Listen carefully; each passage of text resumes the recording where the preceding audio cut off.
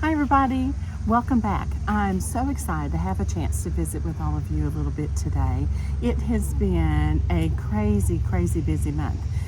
The last time I visited with you, we had listed our house and had an offer, and our house is sold. So we spent the last month boxing everything up and trying to get ready to move. And if you notice, the view behind me is a little different than my craft room view the last time I came to you.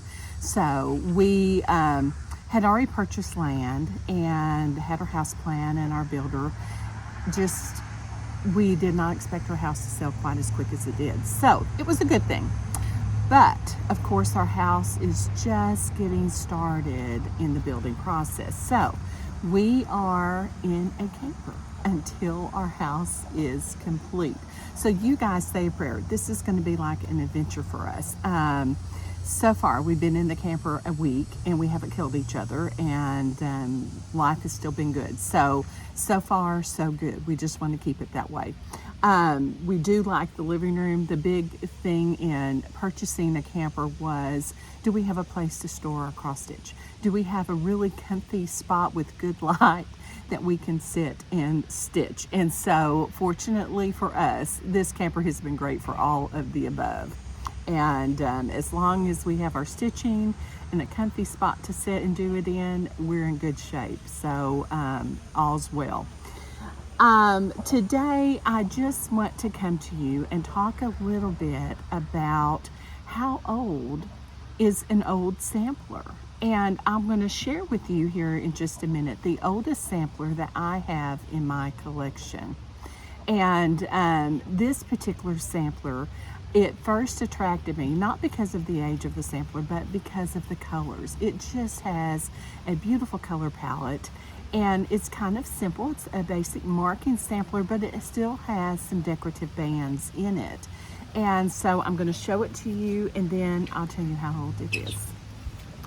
And I'm sorry, there's a little bit of a glare on this. And I'll be honest, I'm afraid to take it out of the glass yet. So I'll do my very best. But as you can see, it's just got some really pretty banding. I love this row of banding that looks like a row of acorns.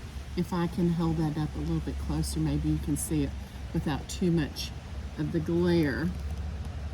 The alphabet, and then I'll read the bottom to you. And then I love that little row of eyelet stitches across the bottom. And there we have the date, 1704. That amazes me. And I noticed the orange cone is in the glare. I have to tell you what the orange cone is.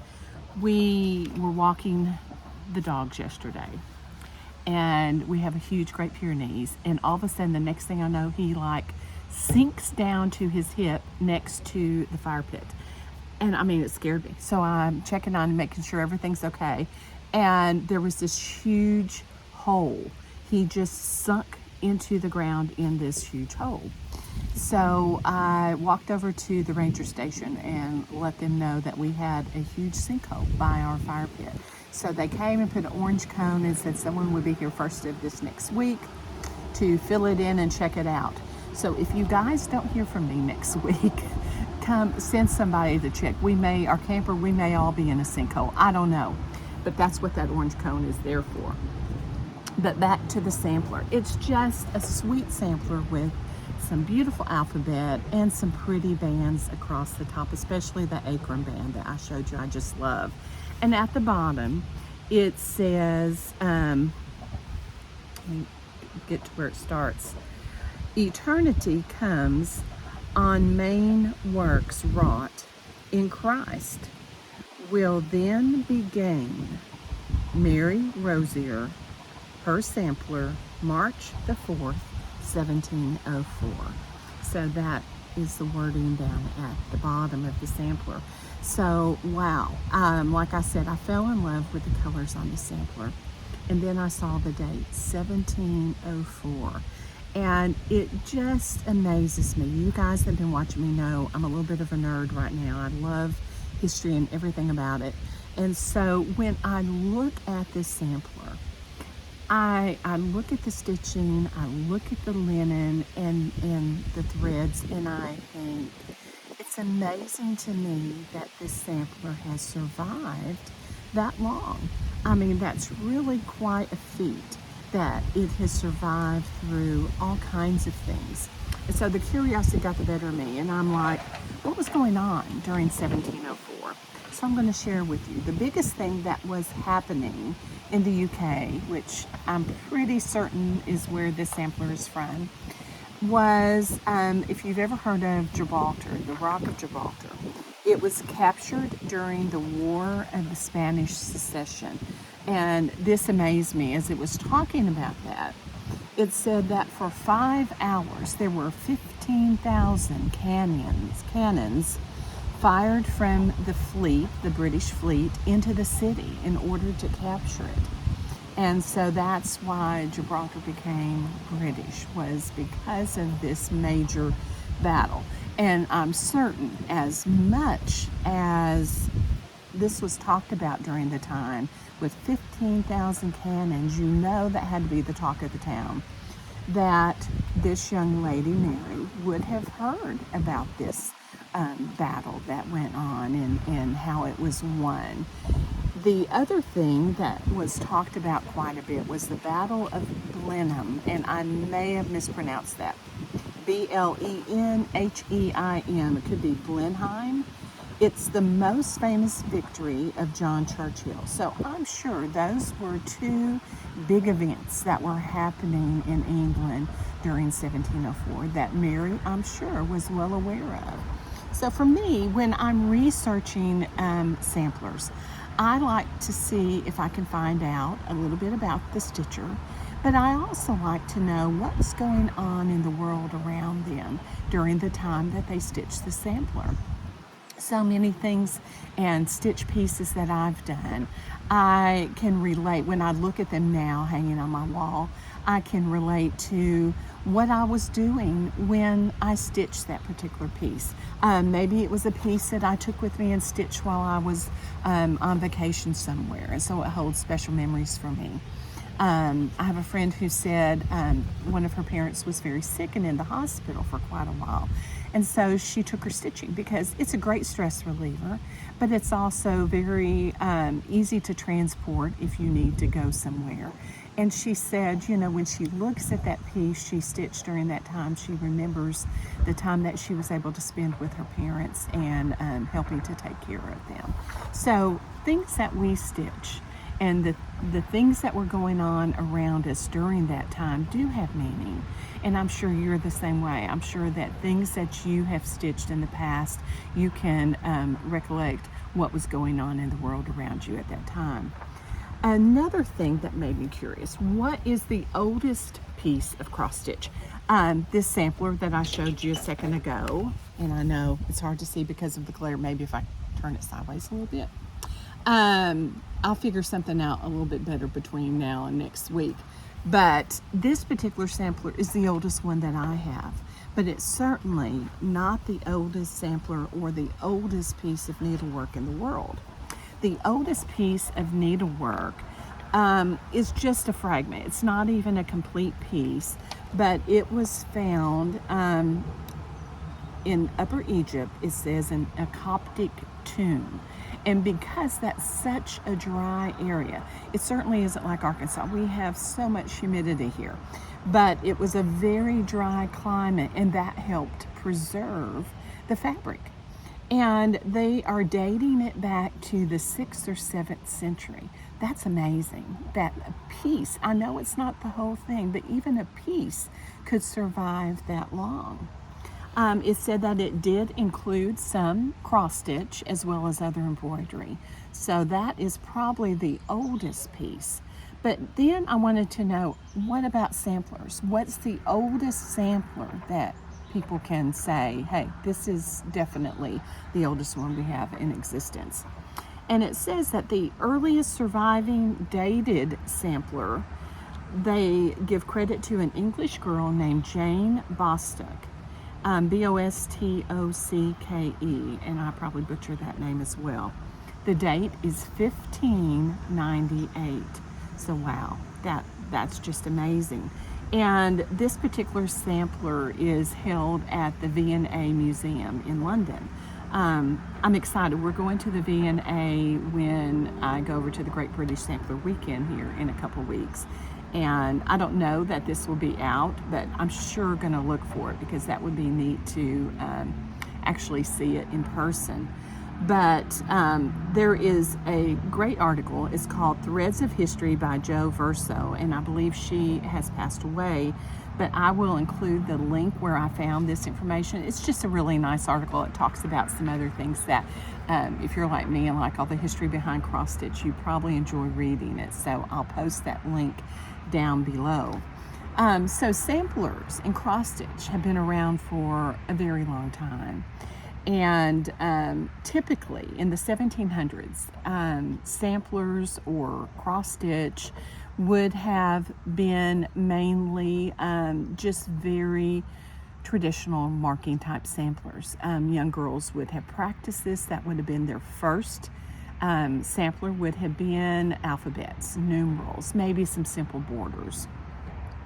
Then if they went to maybe another school where they were learning things that young ladies needed to learn during that time period, they might have made a second sampler. And that sampler might have been a little more decorative, might have included a few more decorative borders. It could have included a pictorial scene. And this sampler would have been proudly displayed in a prominent place in the family home for a couple of reasons. They would want people that came to see that they were able to afford to send their daughter to a little bit further education, to another school, and this is some of what she's learned. It would have also been used to attract potential suitors. Look at what my daughter can do. She's a beautiful seamstress. Might have included a verse to show how virtuous she was. So there were many reasons that needlework was done by these young girls. The first piece of needlework, the marking type sampler, would have been done when the young girl was probably 5, 6, 7, 8 years old. Then as they became an adolescent, possibly went on to a little more education, that's when the second sampler would have been done. Later on, as they got older and had families, they probably didn't have as much time to just sit and stitch and enjoy it as we do today. And I thought about that, and I thought, I was kind of the same way. I learned how to stitch, not when I was 5, 6, 7, or 8, but when I was in my early teens, and loved it. Did a lot of stitching. And then after I graduated from college and got my first teaching job, began having children and raising them, my stitching kind of went to the side. I really did not have time to put into it what I wanted to. So I kind of just set it to the side and went about life raising kids and working and all that goes with that. Then after I retired, I pulled that stitching back out and haven't looked back since. I've enjoyed that time that I've had now to put back into my stitching. So I'm sure the young ladies during the 1700s were much the same way. So it's just kind of, when we think about it, there are lots of ways and lots of things that we have in common with those early stitchers that we may not realize that we do at the time. As I researched the sampler, and I'm still not finished, I've just kind of been dabbling into researching this Mary a little bit. I was really excited because when I first started looking for Mary, I thought, well, the last name is a little unique, Rosier, and the date 1704. I'm not sure how much I'll find for that early of a date, but hopefully the name being kind of unique might make it a little bit easier. And so when I entered my search information, immediately Mary popped up. And the date matched. It showed that she was christened in 1695. That would place her being 9 years old when the sampler was stitched. That makes sense to me because that's a typical age for a young girl to stitch something like this particular 1704 sampler. She included some beautiful borders. in bands in the sampler, so that would speak to her being 9 rather than 5. So I was really excited. I thought this has got to be the Mary that I'm looking for. It says she was christened in Urchfont, Wiltshire, England. It listed her father as Amram Rosier. It didn't say anything about her mother for quite a while, so I kind of worried. I thought, I wonder if her mother died in childbirth, because there's nothing about her mother. But as I continued searching, I did find one passage that listed her mother as being an Elizabeth Withers. So I want to look at that just a little bit more. Then I found a second Mary Rosier, same name, same spelling. So that kind of throws a wrench in my thinking on this one. She was married. It was a marriage certificate that I found in December 26, 1698. So that's not the same Mary. She wouldn't have been christened in 95 and married in 98. It shows her being married to a John Ward in Ramsbury, Wiltshire. So still, I think, a fairly close area, but definitely not the same Mary.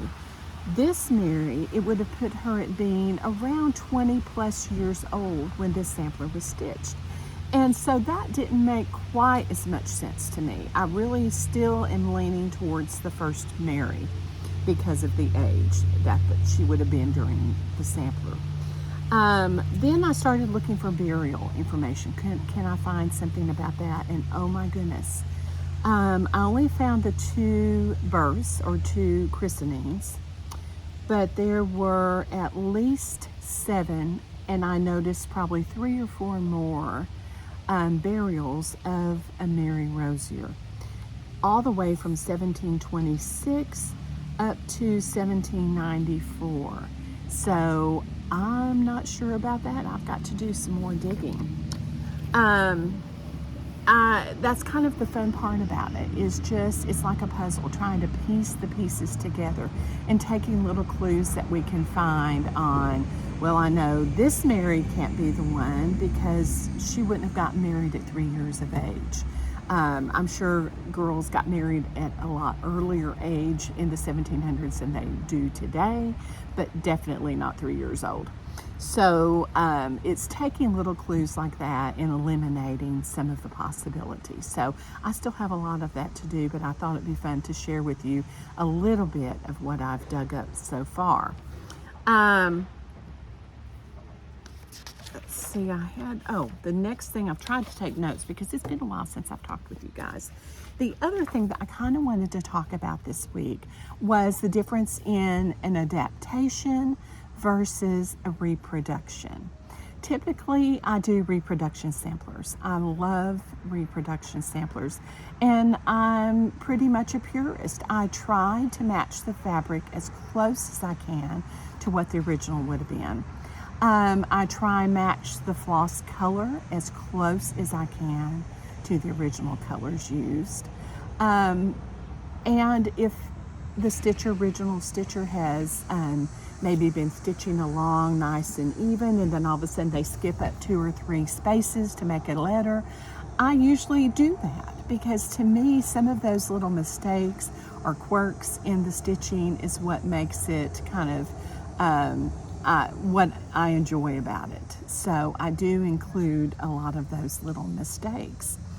But I've kind of run into a little different strategy with Mary Rosier. I am doing this particular sampler. I'm going to teach a class at a guild in Houston this coming November. And so I was looking for a sampler to use that would be like a pre-release for market. So this sampler will be available at market next spring, but it will also be a pre-release class project for this sampler guild.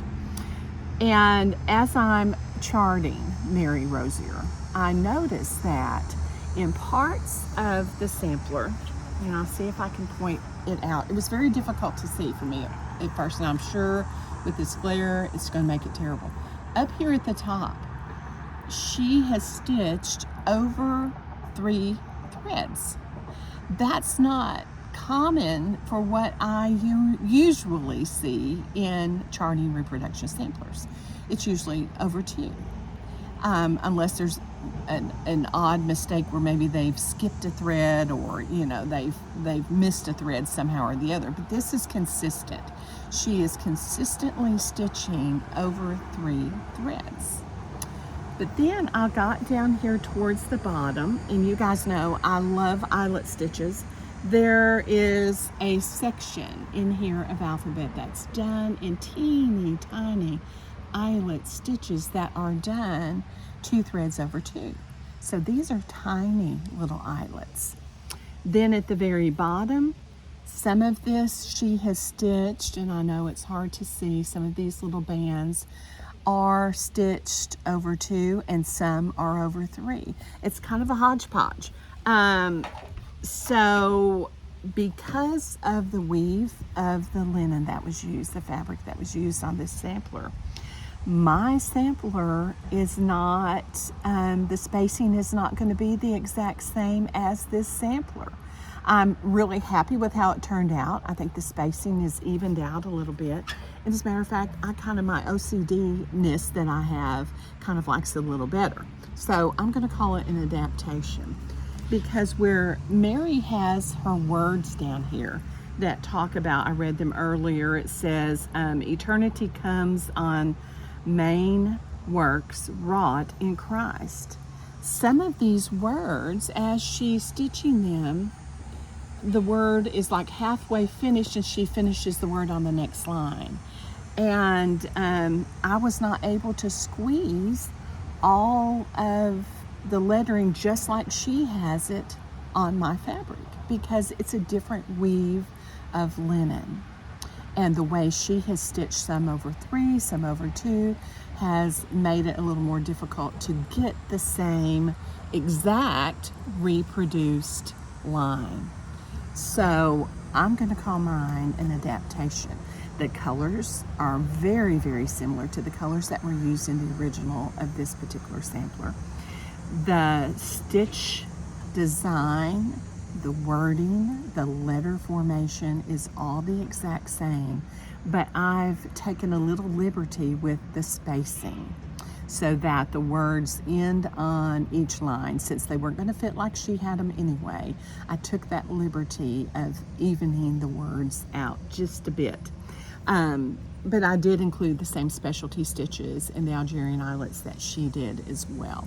So for me, this Mary Rosier sampler has become an adaptation. And so I really started thinking about that this week. What exactly do I think is the difference in an adaptation and a reproduction? To me, a true reproduction is matching the fabric, matching the stitch count as closely as you can, matching the color of fiber as closely as you can, making the same mistakes that the original stitcher made in her charting or stitching. So those are things that make me feel it's a pure reproduction. If I'm looking at an adaptation, I look at that as being taking liberty. I'm taking liberty either with color.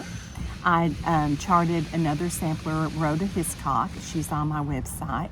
And Rhoda, the colors had faded so bad in that particular sampler. She was just loose. I don't know that she'd ever been framed. And the colors were so hard to distinguish both on the front and the back that I took the liberty of making her all one color.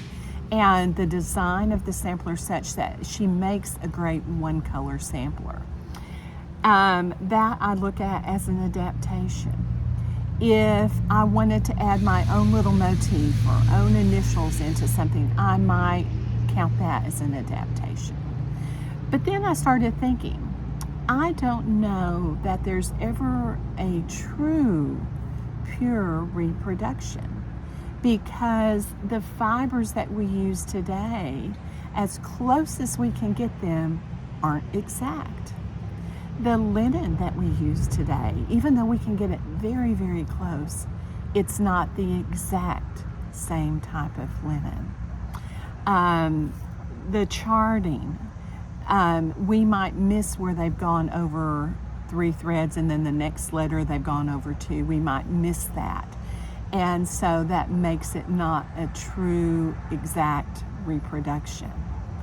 And so what I came up with, my conclusion for adaptations and reproductions, is that do what makes you happy. I know I've had people email me, stitchers email me and say, I'm really kind of wanting to add something, my initials or a wedding date, or change the colors in this sampler. Does that offend you? And as a designer, that does not offend me at all. That piece that you're working on, that's your piece. Make it yours and personalize it however it makes you happy.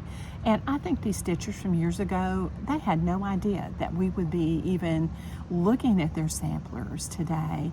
And I think they would just be happy that they survived and that somebody is enjoying their work many, many years later. I don't think it would bother them one bit if we made some adaptations to their original work. So while some of my samplers I'm going to call reproductions and some adaptations, I think it's all an adaptation to some degree. We just make the stitching our very own. So I hope that helps put some of your minds at ease when you're making some changes on your charts as well. Now, I have just the giveaway that I want to share from the last time, and I know you've probably even forgotten what it was. It's been 4 weeks. I can't believe it's been that long. But I had a free Richardson chart that I was going to give away, and that winner is Pam Donaldson. So Pam, if you're watching, please send me an email, and I have my email listed below, and give me your mailing address and I'll get that chart shipped out to you. Then this week I'm going to give away another chart. It's called Mary Ellis 1850. I don't have this one charted yet, and it's also not going to be out until market. But I do have a really sweet little chart called Mary Ellis, and it has a reproduction and an adaptation both in that particular chart. So I thought that would be a fun one to give away this week. To enter, be sure and like my video, comment below, and subscribe if you haven't. Just be sure and share the channel. If you know other stitchers who enjoy samplers and a little bit of history, be sure and share my channel, and I'd appreciate it. Next Sunday, I'm planning on coming to you. It will be from the camper again, I'm sure, unless I do it early this next week. I'm leaving Wednesday, going to Tennessee, to Rock Castle, and they're having historic days. Melissa and Deborah kind of help, and I know Nicola worked on charting a sampler for that particular area to raise money. And this Rock Castle hosts a history day, and it's actually 2 days, Thursday and Friday.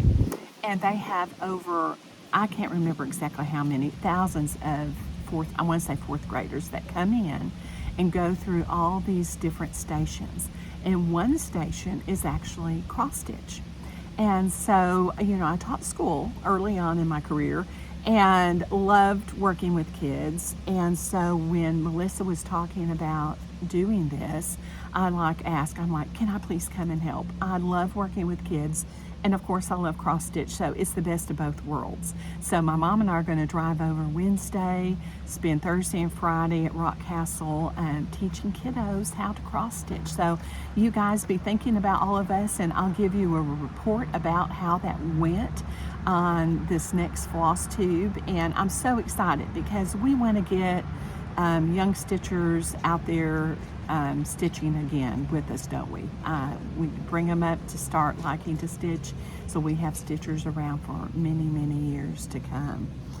Then the following week, I leave for the Great British Sampler Weekend. There's a group of us going to go early and kind of explore England, and so that's something to be looking forward to. And if you guys are going, be sure and let me know so I can say hi. And we're going to have a great time over there. I know we are. So thank you guys for being so patient the last few weeks while we packed and moved. And my mom's been laughing. She says we're like a bunch of gypsies. We're in a caravan. So we've got our camper. We're camped out here. It's called Toadsuck Park. And I know that's a crazy name. But the name of that came from years and years ago here on the Arkansas River. There was a house of ill repute, is what they called it. That was just a nice name to say. But sailors that were going up and down the river would stop because they sold alcohol. And they said they would suck on the bottle until they swelled up like a toad. And that name stuck. So whenever I say we're camped at Toad Suck Park, everybody kind of gives me a strange look because, oh my goodness, that's a strange name. Now you guys know the rest of the story. So we're going to be here for a couple of weeks. Our builder, they're doing lots of dirt work and concrete's being brought in for the slab and all of that. And so we thought it'd be better just to camp out. And so we're like on a mini vacation till we can move the camper out to our land. So you guys just stay tuned. I'm sure this is going to be an adventure. So thanks again. I appreciate each and every one of you watching and commenting. I love to read them. And I will see you guys next week. So take care.